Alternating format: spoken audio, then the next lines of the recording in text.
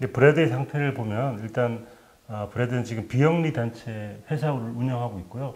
나름 잘 나가는 사람이에요. 그리고 대학 진학을 앞둔 아들이 있습니다. 그리고 중요한 게 비행기 그 마일리지가 있는데 실버 등급이에요. 네, 되게 중요한 겁니다. 왜냐하면 골드하고 플래티넘은 그 빨리 프리패스를 할 수 있는데 실버는 이코노미가 다를 게 없습니다. 그래서 한번 수모를 당하는데 그러니까 이게 저는 굉장히 중요한 포인트인 게 미국 중산층 백인 남성인데 약간 어중간한 거예요. 그렇죠. 돈이 아주 많지도 않고 아주 가난하지도 않고 중간 상태를 실버 등급이라는 딱 한 단어로 표현을 해주고 있는 것 같은데 공항에서 업그레이드를 하기 위해서 항공사 직원과 실갱이를 벌이는 그런 장면도 굉장히 웃긴 장면이라고 볼 수 있고요. 그리고 오프닝 할 때 오프닝에서 침대에서 이제 그 아내와 얘기를 하다가 이렇게 하다가 얼굴을 손으로 치는 장면이 나와요. 네. 근데 그 장면이 그러니까 삶의 아주 디테일한 저는 코미디라는 생각이 들거든요. 밤에 함께 있는 사람과 정말 근심을 얘기하다 갑자기 누가 얼굴을 치게 되는 상황에서 너무 웃기지 않나요? 네. 어떻게 웃긴가요? 인상을 몰라. 그걸 영상으로 봐서 웃긴 건가? 아니 그렇기도 하고 슬프기도 하고 웃기기도 한 너무 디테일한 삶의 진실 같은 거잖아요. 그래서 그런 게 웃긴 것 같고요. 그런 측이면 저는 벤 스틸러의 코미디가 그렇게 썩 웃기지 않다고 생각했던 이유가 뭔지 알 것 같아요. 이게 코미디언으로서 되게 이제 명성이 있는 배우긴 하지만 저는 오히려 드라마 파트가 훨씬 더 항상 좋았거든요. 벤 스틸러의 코미디가 늘 그런 걸 깔고 가요. 좋게 얘기하면 페이소스를 깔고 가는 거고 네. 아까 말씀드렸던 억눌린 사람의 분출, 참다 보여주는 것 그리고 그 보여주는 순간의 디테일들 여기서 개그가 발생하는 거기 때문에 그걸 보면서 저는 웃기다 이게 아니고 좀 서글프다 남일 같지 않은데 웃어.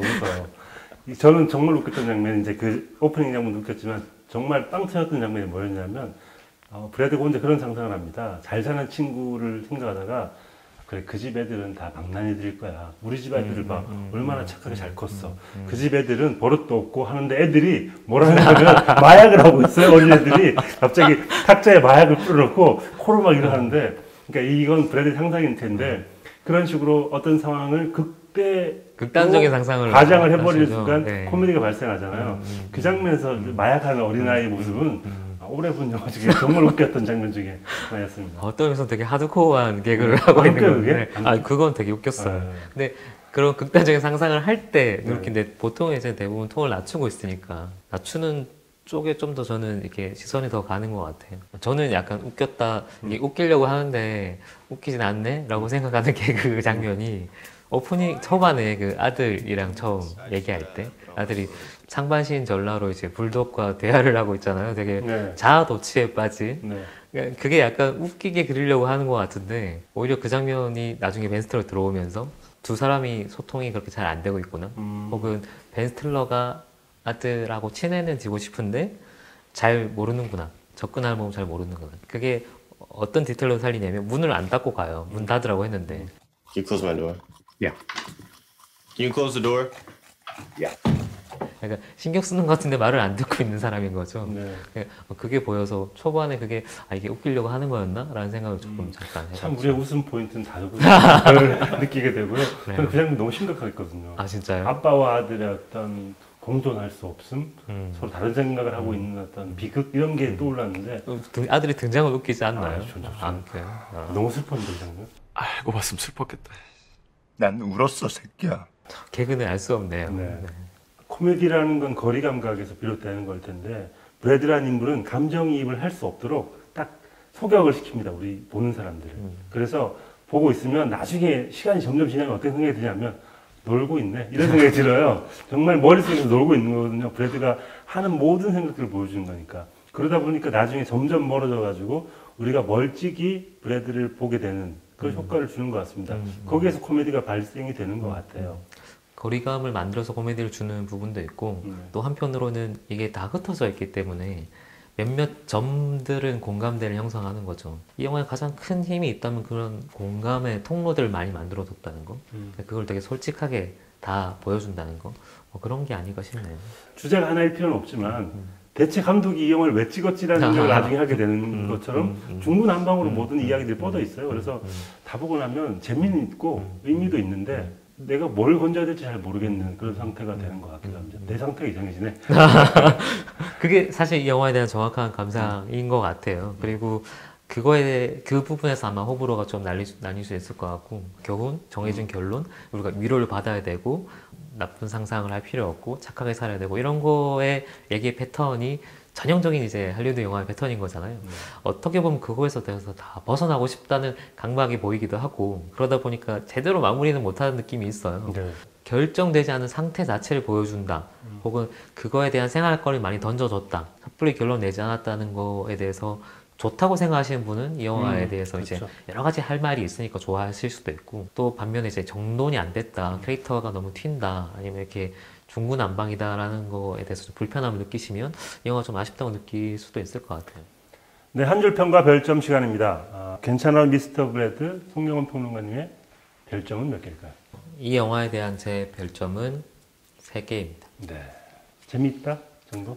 사실 큰 단점이 있죠. 그리고 이야기적으로는 이제 따라가기 힘든 부분도 있고, 불쾌하게 받아들일 수 있는 묘사들도 꽤 있거든요. 큰 단점이 있지만 그럼에도 불구하고 제일 마음에 들었던 거는, 일단 벤 스틸러가 워낙 이런 연기를 잘 하기도 하지만 디테일들이 굉장히 살아있는, 꽤 공들인 연출을 하고 있어서 그런 부분이 꽤 만족스러웠습니다. 네, SNS를 한번 해보신 분들은 SNS를 보면서 한 번쯤 자신의 과거 그리고 타인의 현재에 대해서 공상을 하게 될 텐데, 그 공상을 굉장히 현실감 있게 영화로 잡아냈다는 측면에서는 꽤 재미있는 공감할 수 있는 영화가 아닌가라는 생각이 듭니다.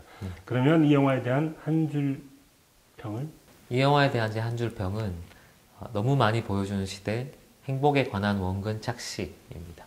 왜 윌러 리어의 원근 착시라는 게 있는데, 네. 똑같은 길이의 도형인데 이게 이렇게 어느 쪽으로 펴져 있냐에 따라서 그쵸, 네. 길이가 달라 보이잖아요. 네. 주변 것들과 비교해서 자기가 이제 결정이 되는 거죠. 다른 세계에 살고 있는 사람들이 자기의 경쟁 상대고 친구라고 생각을 하고 있는 거예요. 그래서 모든 스트레스와 열등감이 거기서 시작이 되는 거죠.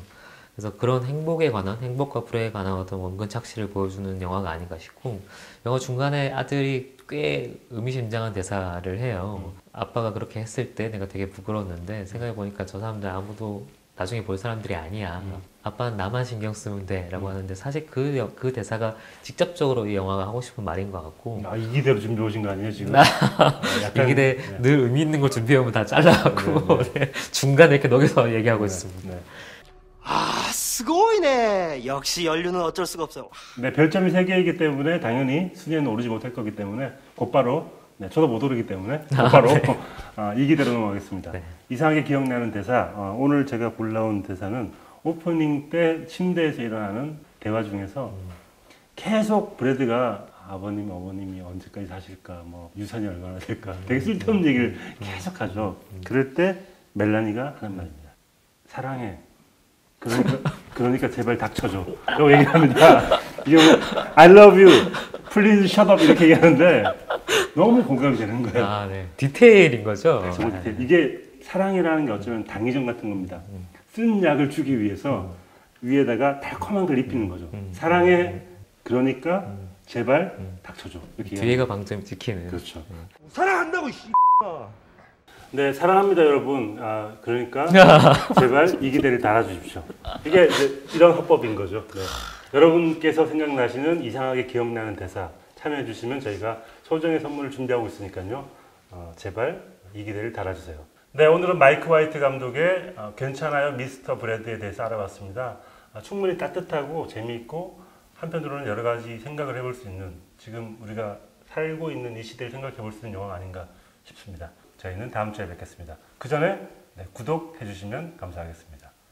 사랑합니다 말을 그러니까 하나하나 지금 기다리고 있었는데. 사랑합니다. 구독해 주세요. 네, 다음 주에 뵙겠습니다. 다음에 뭐 보죠? 이거?